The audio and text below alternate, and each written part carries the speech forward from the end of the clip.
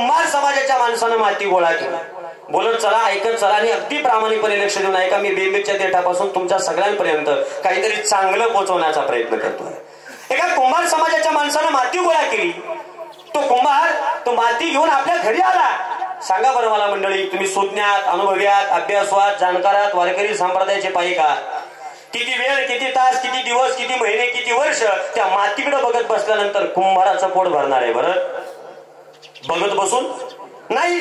लक्षात आलं त्याच्या, ही माती आहे, त्या मातीवर बघत बसलो तर एक दिवस आपली माती होईल. काहीतरी प्रक्रिया केली पाहिजे. मग काय करावं म्हणून कुंभारानं काय केलं माहितीये? त्या मातीमध्ये पाणी टाकलं. माती आणि पाणी दोघांचं मिश्रण केलं आणि तयार झाला त्याचं नाव चिखल. आता घाणवड मध्ये वेगळं काही तयार होत नाही. माती आणि पाणी मिक्स केल्याच्या नंतर तयार झाला त्याचं नाव चिखल. आता त्या चिखलाच्या गोळ्याकडे तो कुंभार बघायला लागला. सांगा किती तास, किती वेळ, किती दिवस, किती महिने, किती वर्ष त्या चिखलाच्या गोळ्याकडे बघत बसल्यानंतर कुंभाराचं पोट भरणार आहे? बरं नाही. लक्षात आलं त्याच्या, हा चिखलाचा गोळा आहे, ओला आहे तोपर्यंत आकार देता येईल. एकदा का वाळला की परत अजिबात नाही. ओला आहे म्हणून आकार देण्याकरता कुंभारानं स्वतःचे दोन्ही हात पुढे केले. स्वतःच्या हाताने त्या कुंभारानं त्या मातीच्या गोळ्याला आकार देण्याकरता हात पुढे केल्यानंतर त्या हाताच्या माध्यमातून, हाताच्या साह्यानं सुंदर, सुबक, आकर्षक, देखणं बघतच राहावं इतकं अप्रतिम असं गाडगं मडकं तयार केलं. कशाचं? मातीच्या गोळ्याचं. गाडगं मडकं तयार केलं. आनंद वाटला. आपल्या हाताने कमाल केली, किमया केली. सुंदर गाडगं मडकं तयार झालं. पण लक्षात आलं, तयार केलंय खरं, पण तयार केलेलं गाडगं मडकं मातीचं आहे. कशाचं? मातीचं आहे. हे मातीचं जास्त काळ टिकणार नाही. पण मातीचं मडकं जास्त काळ टिकावं असं वाटत असेल तर मडक्याला काय करावं लागेल? हुशार आहेत बरं का तुम्ही सगळे. काय करावं लागेल? भाजावं लागेल. मुद्द्यावर आला तुम्ही सगळे. मातीचं मडकं जास्त काळ टिकावं असं वाटत असेल तर त्याच्याकरता भाजावं लागेल. हे रक्तामासाचं मडकं जास्त काळ टिकावं असं वाटत असेल तर हरिनामानं भाजावं लागेल. त्याशिवाय या मनुष्य जन्माची किंमत जगाच्या मालकाला कळणार नाही. चला, ते मडकं भट्टीत टाकलं, भट्टीत भाजलं, भाजून बाहेर काढलं. आता मात्र गॅरंटी पटली, खात्री पटली त्या कुंभाराला. तयार केलेलं भाजलेलं मडकं आता लवकर फुटणार नाही. मडकं लवकर फुटणार नाही या कुंभाराच्या ध्यानात आलं. पण त्याच्या लक्षात आलं, एवढा 8 तास पोट भरण्याकरता केलाय. या मडक्याला असं ठेवून उपयोगाचं नाही. या मडक्यानं आपलं पोट भरावं असं वाटत असेल तर मडक्याला काय करावं लागेल? तुम्हाला सगळंच माहिती वाटतं, मी सांगतच नाही आता पुढचं काय. विकावं लागेल. मडक्याला विकावं लागेल म्हणून कुंभार मडकं घेऊन बाजारात गेला. सकाळपासून संध्याकाळपर्यंत मडकं विकण्याकरता प्रयत्न करत होता. प्रचंड गिराईक आली. मोबदला पटला नाही. काय देवाच्या मनात होतं कुणास ठाऊक. संध्याकाळचे 5 वाजले, वैताग आला. एवढी प्रक्रिया केली, एवढा अभ्यास केला, एवढं याला घडवण्याचा प्रयत्न केला आणि एवढं घडवून सुद्धा जर याला गिराईक लागत नसेल तर याचा काय उपयोग? मी याचा म्हटलं पण ह्याला चांगलं गिराईक आहे, मी त्या मडक्याचं सांगतोय. बरं, त्या मडक्याला काही गिराईक लागे ना, काय करावं कळे ना. देवाच्या मनात काही सांगता येत नाही. संध्याकाळचे 6 वाजले, गिराईक आले. गिराईक जसं आलं तसा मोबदला पटला. मोबदला जसा पटला तसं मडकं विकून टाकलं आणि मडकं जसं विकलं तसं मडक्याच्या बदल्यात कुंभाराला मिळाले काय? तेवढं पटकन सांगता येते. मिळाले पैसे. आता पैसे मिळाले. माझं मत आहे आता पैसे मिळाल्यावर तरी किमान कुंभाराचं पोट भरलं पाहिजे. पण भरलंय का? भरलंय का? नाही म्हणताय. कुंभार काय ओळखीचा होता काय तुमच्या? नाही भरलं. कुंभाराचं जर पोट भरलं असतं तर कुंभारानं सकाळचं कीर्तन घाणवड मध्ये घेऊन संध्याकाळी पुण्यात घेतलं. म्हणजे कुंभाराला रोज 2-2 कीर्तन करावी लागतात तरी कुंभाराचं पोट भरत नाही. वय मी माझ्यावर घेऊन सांगितलं की तुम्हाला गुदगुल्या झाल्या, पण बसलेल्या आणि उभा असणाऱ्या प्रत्येक मानवी देहाची हीच अवस्था आहे. जन्माला आल्यापासून मरेपर्यंत प्रत्येक जण धडपडतोय या ईदभर असणाऱ्या पोटाकरता.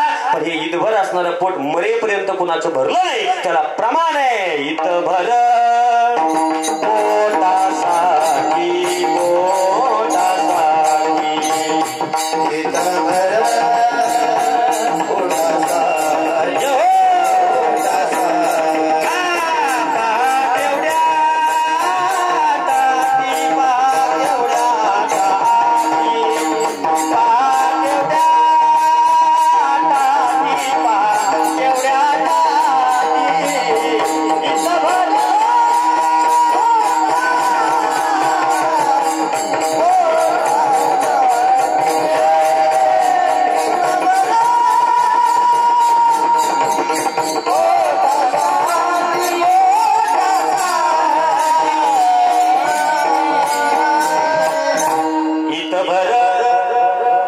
पोटासाठी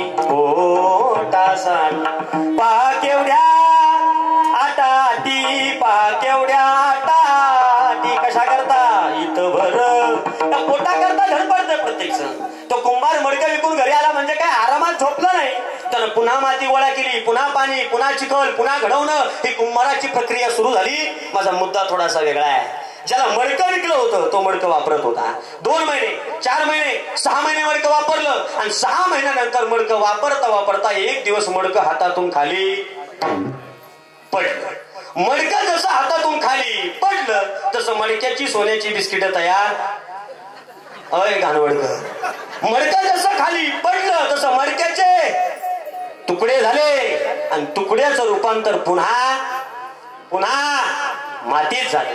अरे मातीपासून बनवलेलं मडकं एवढी प्रक्रिया केल्यानंतर त्या मडक्याला जर पुन्हा मातीत जावं लागत असेल तर पंचमहाभूतांनी तयार झालेला हा मानवी देह कितीही रंगवा, कितीही सजवा, कितीही नटवा, एक दिवस बसलेल्या आणि उभा असणाऱ्या प्रत्येकाच्या शरीराची मातीच होणार आहे. याला प्रमाण आहे. कोणी नाही सांगा कोणी नाही. पण 3 वर्षापूर्वी जरी या परिवाराच्या वाट्याला दुःख आलेलं असेल तरी सुद्धा हे दुःख एक ना एक दिवस तुमच्या माझ्या प्रत्येकाच्या डोक्यावर आल्याशिवाय राहणार नाही. इथं कायमस्वरूपी मक्तेदारी करून आयुष्य अमरत्व पत्करून जगण्याकरता कोणी जन्माला आला नाही. उपजे ते नासे, नासिले ते पुनर्विदिसे, हे घटिका यंत्र जैसे परिभ्रमेगा. जन्माला आलेला मरणार, मेलेला पुन्हा जन्माला येणार आहे. हे रहाड गाडग्यासारखं चालत राहणार आहे. एक एक योनी, कोटी कोटी फेरा, तेव्हा लागे वारा. मनुष्य देहाचा, मनुष्य जन्माचा 84 लक्ष योनीचा फेरा पूर्ण करावा लागतो. त्याच्यामध्ये पाप जास्त झालं नरक यात नाही, पुण्य जास्त झालं स्वर्गवास आहे. आणि पाप आणि पुण्य दोघांचं समान झालं. पाप पुण्य समान समी ते पायविजयी कर्मभूमी या न्यायानं मनुष्य जन्म मिळतो. पाप पुण्य समान झाल्यावर आंधळ्याच्या हातात म्हणतात ना सापडावा तसा माणसाचा जन्म मिळाला तुम्हाला. आम्हाला सहजासहजी सोपा सोपा नाही. त्याच्याकरता सांगितलंय नरदेह दुर्लभ झाला, शतवर्षाची गणना, तयामध्ये दुःख याद, हे तुम्ही आठवा मधुसूदना.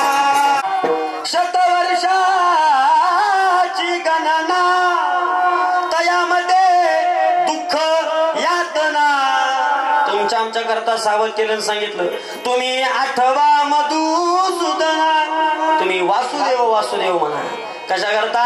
मिळालेल्या मानवी देहाची किंमत तुम्हाला कळावी याच्या करता आणि मिळालेल्या नरदेहाचं सार्थकत्व व्हावं याच्या करता. इथं आल्यानंतर भगवान पांडुरंग परमात्म्याचं भजन करण्याशिवाय दुसरं काही नाही करायला सांगितलं. दुर्दैवानं तुम्ही आम्ही देवानं दिलाय ज्याच्या करता त्याच्या करता तुम्हा आम्हाला वेळ अजिबात मिळत. देव दिला दे भजन गोमाता, देव दिला दे भजन गोमाता, देव दिला दे भजन गोमाता, देव दिला दे भजन गोमाता.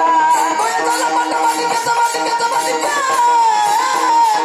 ओया चला पटवादी के समाधी के समाधी के, ओया चला पटवादी के समाधी के समाधी के.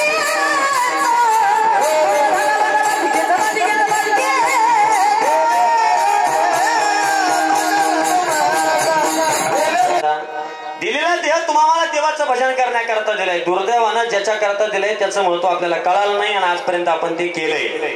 माणसाच्या जगण्याची रीत उलटी आहे. 5ही बोट तुपात असताना देव आठवत, आता बोला की 5ही बोट तुपात असताना देव आठवत नाही. संकटावर संकट यायला लागल्यानंतर आठवल्याशिवाय राहत नाही. आणि आपल्यावर ज्यावेळेस संकट येतात त्यावेळेस तो विटेवर बसलेला आपल्याकडं बघत नाही. ही खरी परिस्थिती. याचं कारण आपल्याकडे म्हणतात गरज सरो आणि चांगल्या म्हणी पाठ केलं तुम्ही पण वैद्य. मग आपली गरज संपली की परत देवाचं आपल्याला ध्यान होत नाही.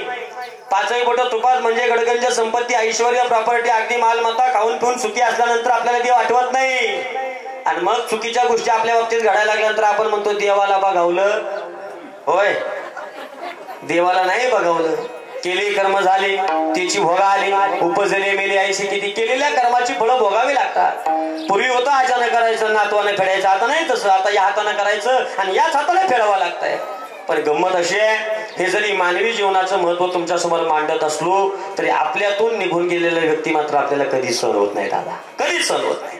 मी नेहमी एक उदाहरण सांगतो. अरे घरात एखादा बाळ जन्माला येणार आहे, ती बाळ जन्माला येणार आहे याची बातमी जरी अगोदर 6 महिने कळाली तरी त्या घराचं गोकुळ आणि नंदनवन झालेलं असतं. का? घरात बाळ जन्माला येणार आहे, नवीन कोणतरी आपल्या घराचा एक सदस्य होणार आहे. आनंद असतो प्रत्येकाच्या अंतःकरणात. पण मंडळी, घरातला व्यक्ती निघून जाणार आहे ही बातमी जरी 6 सेकंदात आपल्याला कळाली तर आपल्या पायाखालची जमीन सरकल्याशिवाय राहत नाही. म्हणजे काय? घरात वाढलेला माणूस सहन होतो, पण घरातला निघून गेलेला माणूस मात्र कधीच सहन होत नाही. तो कसाही असू द्या, घरी पडलेला असू द्या, काम करत नसू द्या, अगदी त्याला उठवत नसू द्या, बोलवत नसू द्या, कसाही असू द्या, अंथरुणावर पडलेला जरी घरातला माणूस असला तरी तो घराचा आधार असतो. आधार काय म्हणणं आहे तुमचं? घराची ताकद असते, घराचा पाया असतो, घराची खऱ्या अर्थानं सगळ्यात मोठी क्षमता असते तो घरातला माणूस. दुर्दैवानं या गोष्टीला प्रत्येकाला सामोरं जावं लागतं. हा भाग वेगळा. पण सामोरं गेल्यानंतर घरातला व्यक्ती गेल्याच्या नंतर व्यक्ती एकटा जातो, पण एकटा जाणारा व्यक्ती मात्र बरीचशी नाती संपवून जातो. पहा, एकटा जातो. 3 वर्षापूर्वी या परिवारातले बापू तुमच्या आमच्या सर्वांना सगळ्यांना सोडून गेले. पण सगळ्यांना जरी सोडून गेलेले असले तरी सुद्धा मंडळी एक वाक्य ध्यानात ठेवा, जाणारा व्यक्ती एक गेलाय, पण जाणारा व्यक्ती बरीचशी नाती कशा प्रकारे संपून गेलाय सांगतोय.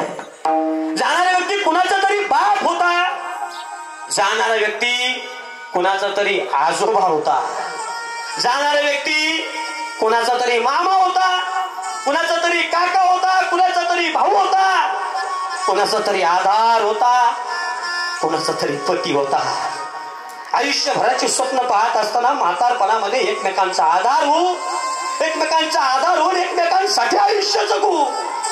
म्हातारपणात काही नाही. अरे नवऱ्याचं दुखायला लागलं तर त्या बायकोला न सांगता कळतं, आणि बायकोच्या चेहऱ्यावरचे हावभाव बघितल्यानंतर अंतकरण ज्याचं दातून येतं त्याला नवरा म्हणतात. एकमेकांचं दुःख एकमेकांना माहित असतं. आणि माझं मत आहे, तुमची मुलं शिकलेली असू द्यात, तुमची मुलं कितीही मोठी असू द्यात, त्या मुलांचं तुमच्यावर कितीही प्रेम असू द्यात, पण एकमेकांचा आधार असणारा नवरा बायकोचं नातं एक निराळ असतं. लक्षात ठेवा. स्वप्नात सुद्धा वाटलं नसेल की एवढ्या लवकर कमी वयात आपल्या परिवारात आपला करता, आपला जोडीदार, आपला साथीदार आपल्याला सोडून जाईल. अरे पोरं मोठी आहे, मुलांचा संसार हळूहळू करत मोठा केलाय. आज ज्यांच्या करता आपण इथं जमलोय ना, त्या बापूंचा विचार केल्यानंतर खरंच राजासारखं आयुष्य जगलाय माणूस. इंडियन एअरफोर्स मध्ये खऱ्या अर्थानं आपली सेवा केलेली आहे. देश सेवा करणं सगळ्यांच्या नशिबाला नव्हतं महाराज, नसतं. पण या परिवाराचं काहीतरी पूर्वजन्माचं सुकृत असेल, त्याचाच परिणाम देशाची सेवा करण्याचं सौभाग्य या घरातल्या कर्त्याला मिळालं, या घरातल्या बापाला मिळालं, या घरातल्या प्रथम नागरिकाला मिळालं, या घरातल्या सगळ्यांच्या असणाऱ्या आधार बळाला मिळालं. ती सेवा परिपूर्णतेला गेल्याच्या नंतर गावाकडे आल्यानंतर बसून नाही राहिले, लिहिलंय तिथे. मला वाटतंय स्टेट बँक ऑफ इंडिया मध्ये एक चांगले कर्मचारी म्हणून त्यांनी बरेच वर्ष सर्व्हिस केली. कशा करता एवढा अट्टास आहे? अरे मरणाच्या यातना सहन करून देशसेवा करून घरी परतल्यानंतर सुखानं आयुष्य जगावं, चांगली पेन्शन आहे, शेती करावी, मनमौज आयुष्य जगावं वाटलं असेल. पण नाही, एवढ्यावरती थांबून जमणार नाही. मला माझी मुलं घडवायची आहे. मला माझे 2 लेक आहेत ना, त्या 2ही मुलांना मला स्वतःच्या पायावर उभं राहिलेलं बघायचंय. माझा नितीन दादा सुद्धा चांगल्या पदावर जावा, माझा प्रवीण दादा चांगल्या हुद्द्यावर जावा.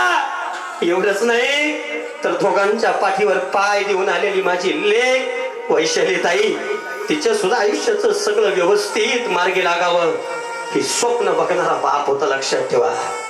बाप काय करतो आमच्या करता अशी लोक खुशाल बोलतात, तोंडावर बोलतात, निर्भीडपणे बोलतात.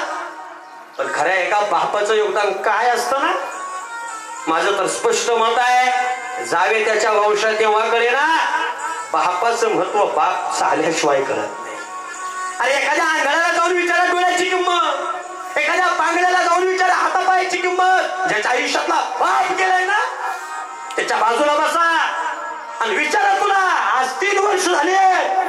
3 वर्षात बापू म्हणलास तर बापू म्हटल्यानंतर त्या हाकेला होत जाणारा बाप घरात जिवंत नाही. 3 वर्षात कामावरून संध्याकाळी उशीर आलास तर दादा का उशीर झाला, हे पोरा कुठं थांबला होतास असा विचारणारा बाप घरात जिवंत नाही.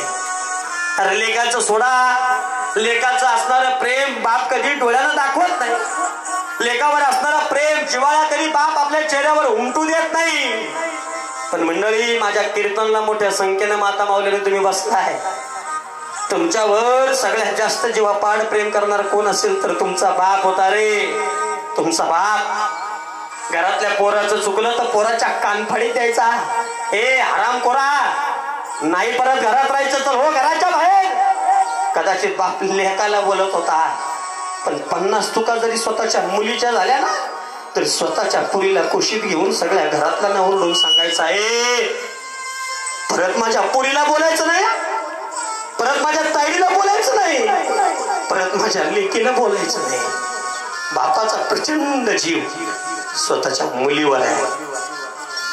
लेकाच्या बाबतीत बापाचं काळीज थोडस जड आहे, पण लेकीच्या बाबतीत मात्र बाप जितका हळव आहे तेवढं हळव जगात कोणी नाही.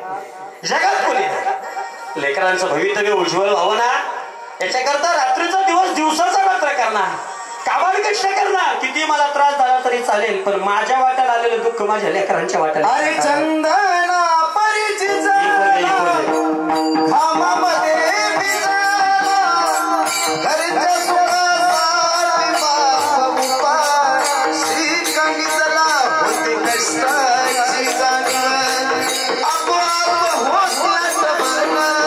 आई अन्नपाणी चालताना कट टुचला येई कळ बाप माझा सुखाचा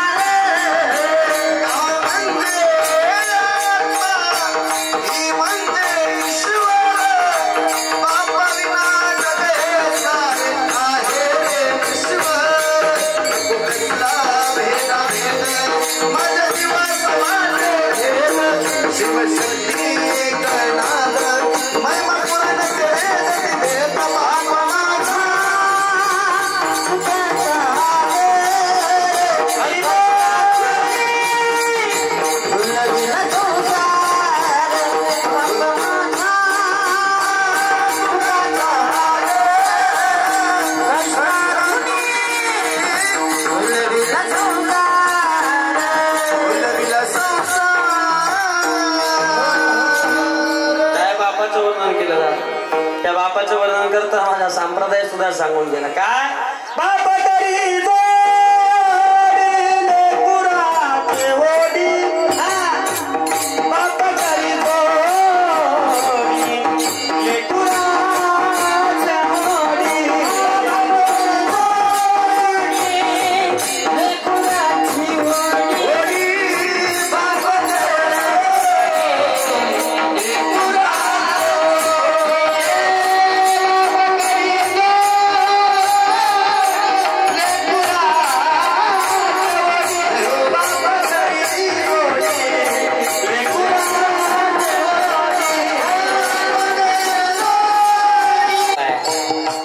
तरी बसवण्याकरता आयुष्याचं जीवाचं रान करतो, रक्ताचं पाणी करतो, हाडाची काढे करतो, त्याचं नाव बाप आहे.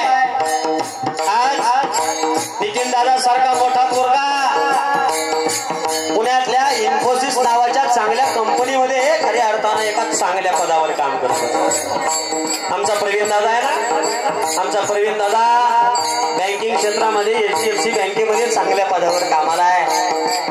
आणि आमच्या वैशाली ताईचा जर विचार केला तर वैशाली ताई माझी शिक्षिका आहे. दादा माहित आहे तुम्हाला या परिवाराबद्दल 10 मिनिटाची माहिती मला मिळाली की मी तुमच्या समोर या कीर्तनाच्या माध्यमातून म्हणतो दादा. पण मंडळी नीट ऐका, माझी लेकरं व्यवस्थित जगावी याच्याकरता स्वतःला खड्ड्यात घालून घेतो, त्याचं नाव बाप आहे. संप्रदायाचं प्रमाण आहे एका बीजा होया नाश आणि मग मिळते.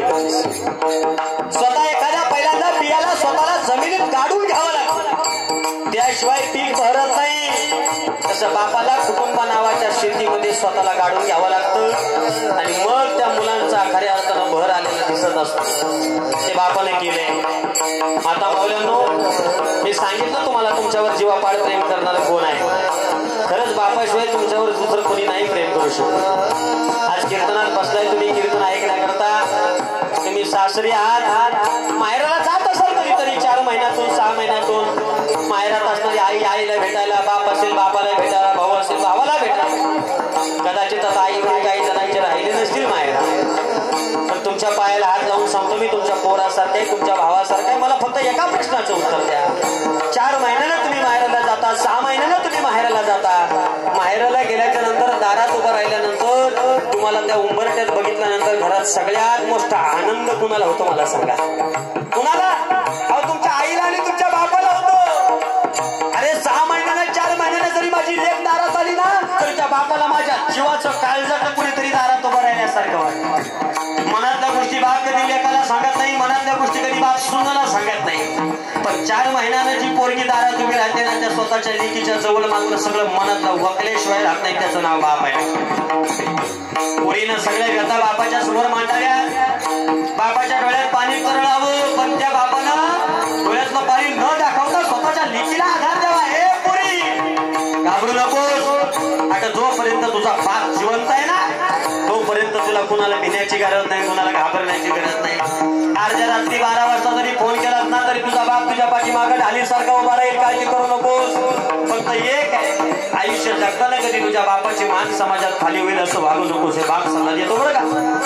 ती पोरीनं 2 दिवस माहेरात राहून मन मोकळ्यापणानं आईशी बापाशी गप्पा माराव्या आणि 2 दिवसानंतर त्या पोरीनं पुन्हा आपापल्या घरी म्हणजे सासरी जायला निघावं. सासरी निघालेली पोर बापानं बघितली की बापाचा कंठ दाटून येतो. ज्या ज्या बापाची अवस्था अशी झाली ना, त्या बापाच्या डोळ्यासमोर हे चित्र उभं राहिलं असेल. ज्या ज्या आयांनी हे सगळं अनुभवलंय ना, माझ्या माता माऊलीने त्यांच्या डोळ्यापुढे हे सगळा प्रसंग उभा राहिला असेल. मी बाप सांगतोय ना, तुम्ही फक्त तुमच्या बापाचा चेहरा डोळ्यापुढे आणा. काही वेगळं आठवायची गरज नाही. सगळं त्या बापाचा कर्तव्य तुमच्या पुढे उभं राहील. 2 दिवसानंतर ती पोरगी निघाली सासरी आणि सासरी जाणाऱ्या पुरीला बापानं आवाज दिला, हे तायडे, हे पुरी, हे अक्का, निघालीस का ग? जाता जाता तेवढी कोपऱ्यात पडलेली लसणाची कांद्याची पेटी घेऊन जा ग. माता माऊलीनं मला प्रश्नाचं उत्तर द्या. बापाने दिलेली लसणाची कांद्याची पेटी तुम्हाला आयुष्यभर पुरते का? आयुष्यभर पुरते? अजिबात नाही. अरे बापाने दिलेली कांद्याची लसणाची पेटी आयुष्यभर पुरत नाही. पण बापाला माहित आहे, जोपर्यंत मी जिवंत आहे तोपर्यंत मी हे देणार आहे. ज्या दिवशी मी मरणार आहे ना, त्या दिवशी माझ्या लेकीला इथल्या कुठल्याच वस्तूला हात लावण्याचा अधिकार नाही. खरं आहे ना? अरे त्या बापाने ती लसणाची कांद्याची पेटी द्यावी. त्या पुरीने त्या पिशव्या उचलाव्या, उंबरट्यापर्यंत यावं आणि उंबरट्यापर्यंत आलेल्या त्या पुरीनं बापाला वळून बघावं. बापाच्या डोळ्यात पाणी आहे. रडणाऱ्या बापाला बघितलं, पुरीच्या डोळ्यात पाणी आलं आणि पुरीच्या डोळ्यात पाणी बघितल्यानंतर तो बाप रडणारा धावत पडत लेकीच्या जवळ आला. पटापटा पटापटा पटा स्वतःच्या पोरीचे मुके घेतले त्या बाप. स्वतःचे लेकीचे मुके घेतले आणि त्या बापानं साठवलेले पैसे कोपरीच्या खिशात हात घातला आणि 200 रुपयाची नोट बाहेर काढली, स्वतःच्या लेकीच्या हाताला ठेवली. बरं का माझ्या मावल्या? आता मावल्या, बापाने दिलेले 200 रुपये किती दिवस पुरले तुम्हाला? कोणत्या कामासाठी पुरले? नाही. पण बापाला माहित आहे, अरे माझ्या लेकीच्या जवळ दिवस काहीच नसेल ना, तर बापाने दिलेले 200 रुपये काम आल्याशिवाय राहणार नाही. पण बाप 200 रुपये देतो. मी तुम्हाला बाप सांगितला. बऱ्याच तुमच्या डोळ्यात पाणी आलं, तुम्ही रडला, तुम्हाला वाईट वाटलं असेल, तुम्हाला बाप आठवला असेल. तुम्ही रडावं, तुम्हाला वाईट वाटावं, तुमच्या डोळ्यातून पाणी यावं म्हणून मला नव्हता बाप सांगायचा. माझी फक्त एक विनंती आहे तुम्हाला सगळ्यांना. मला फक्त एका प्रश्नाचं उत्तर द्या. तुम्हाला माहेर कुठपर्यंत जिवंत आहे तेवढं सांगा मला. कुठपर्यंत जिवंत आहे माहेर? आवाज त्याचा जाणं जरा.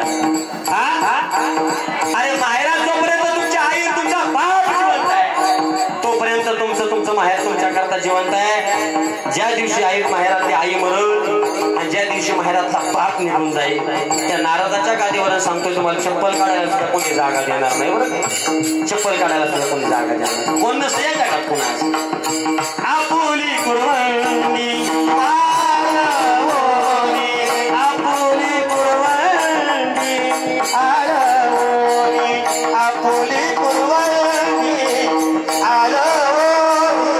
आपुली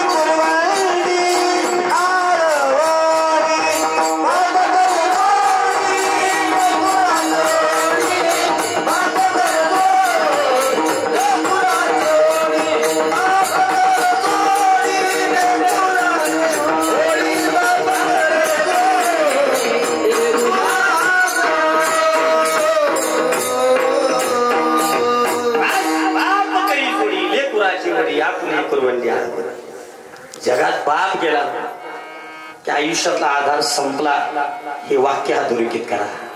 डोंगराच्या पलीकडे गेलेला सूर्य पुन्हा दिसेल, पण काळाच्या पडद्याआड गेलेला बाप पुन्हा कधीच दिसणार नाही. म्हणून जगी ऐसा बाप व्हावा ज्याचा वंश मुक्तीस जावा. बापाचं वर्णन करताना, आईचं वर्णन करताना आमची संत मंडळी कमी नाही पडली. तुका म्हणे माय बापे ही तो देवाची स्वरूपे. माय बापा केवळ काशी तेने न जावे तीर्थाशी सकल तीर्थाची दुरे. जे का माता पितरे, अजून गोड सांगू सगळ्यांच्या पाठातलं धन्य माता पिता. आज आई वडिलांना धन्यता देतात, त्याच्यापेक्षा आणखी काय बापाचं वर्णन करावं. जगात सगळ्यात सर्वश्रेष्ठ कोण असतील तर आई वडील आहे. एका 4थीच्या पुस्तकात एक सुंदर कविता होती, आता आहे का नाही मला माहित नाही, पण ती कविता इतकी गोड होती महाराज. ती कविता ऐकल्यानंतर बापाचं उभं जीवन डोळ्यापुढे उभं राहायचं. शेतामध्ये माझी खोप तिला बोराटीची झाप. शेतामध्ये माझी खोप तिला बोराटीची झाप. तिथं राबतो कष्ट तो माझा शेतकरी बाप. लेतो अंगावर चिंध्या खातो मिरची भाकर. काळी उसाची पाचट जगा मिळाया साखर. जगा मिळाया साखर. जगा मिळाया साखर. शेतामध्ये माझी खूप तिला बोराटीची झाप. तिथं राबतो कष्ट तो माझा शेतकरी बाप. काय हे सांगताना त्या कविताकारानं सांगितलं दादा, म्हणून जीवनात बाप असेल तर त्याची सेवा करा. मेल्यानंतर परत किती मोठ्याने ओरडलात, त्या नरड्याला ताण दिलात ना, तो ओही देणार नाही आणि गेलेला परत बाप उठूनही बसणार नाही, तुमच्या करता येणारही नाही. लक्षात ठेवा, आहे तोपर्यंत त्याची सेवा करा. का सांगतो सांगू तुम्हाला मी, का आई बापाच्या सेवेचं काय फळ ऐकायचं असेल. आता वारी करून सगळी मंडळी आले गावाकडे. मंडळी त्या पंढरीच्या वाटेला तुम्ही चालत होता, कुणाकरता चालत होता, कुणाला भेटायला गेलता त्या पंढरीला. कोणता देव आहे तिथं? ज्योतिबाई, मग विठोबाई. विठोबा विठोबाला भेटण्याकरता सगळी मंडळी मजल दर मजल करत त्या पंढरीच्या दिशेनं चालतात. जाताना भजन करत करत तिथपर्यंत पोहोचतात.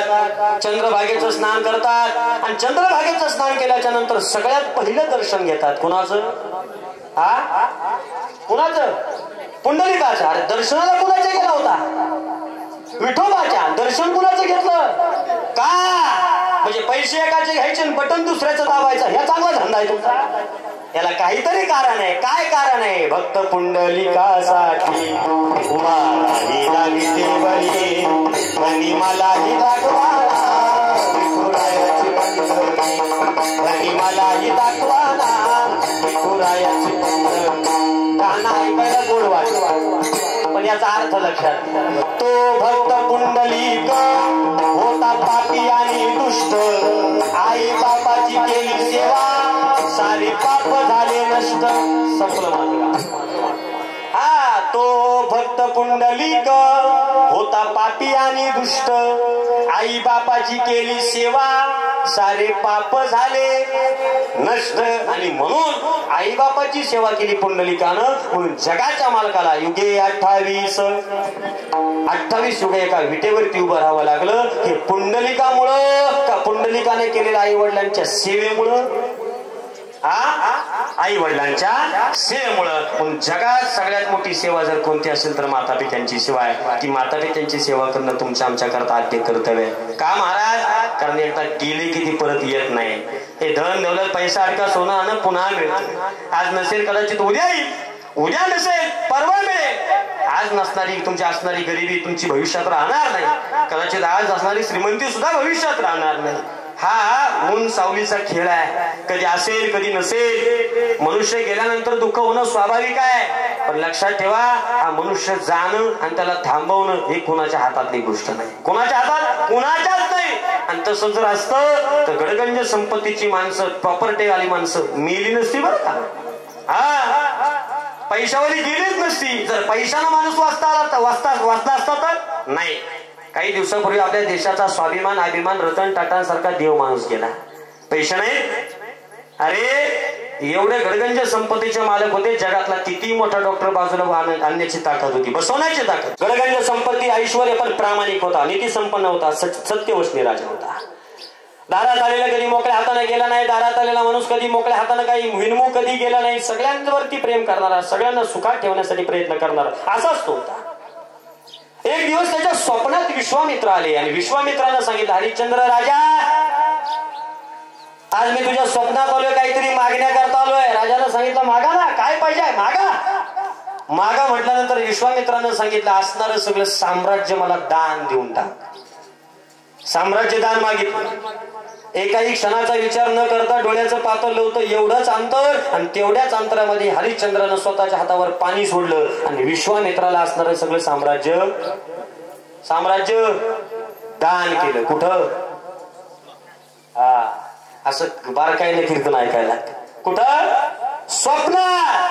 स्वप्नात बरीच जण बऱ्याच जणांना बरंच काय काय देतात, पण तीच खरं देण्याची वेळ येते त्यावेळेस मात्र कोणी कोणाला काय दे नाही. पण काय तर राजाच्या नशिबात होतं कुणास ठाऊक, जे स्वप्नात झालं ते सत्यात घडलं आणि विश्वामित्र खरोखर समोर उभे राहिले आणि विश्वामित्रानं सांगितलं, जे स्वप्नात दिलं होतंच ते मला खरं दे. आताचा राजा असता तर मला वाटतं त्याला विश्वामित्राला असा दोरीनं बांधला असता आणि कुठल्या तरी घाटात नेऊन टाकला असता, कारण काही दिलं नसतं. पण सत्यवचनी प्रामाणिक असणाऱ्या राजाने एकाही मिनिटाचा विचार केला नाही. जे स्वप्नात दिलं होतं ते सत्यात देण्यासाठी हात पुढे केला, स्वतःच्या हातावर पाणी सोडलं आणि साम्राज्याचा त्याग केला. त्याचं नाव हरिश्चंद्र राजा. आता अंगावरच्या कपड्याशिवाय त्या बिचाऱ्याकडे दुसरं काही राहिलं काय? अंगावरचा कपडाच फक्त त्याचा आहे. मुलं जगवायची कशी, पोरं जगवायची कशी, बायको जगवायची कशी, म्हणून त्या बिचारानं स्वतःला विकायला काढलं. स्वतःच्या साम्राज्यातला डोंबा नावाचा ब्राह्मण आला, त्याने त्याला विकत घेतलं. तारामती राणी होती त्याची, त्या तारामती राणीला सुद्धा काम करण्याकरता एका ब्राह्मणाने विकत घेतलं. त्यांचा मुलगा होता युवराज रोहिदास, तो तारामती राणी बरोबर निघून गेला.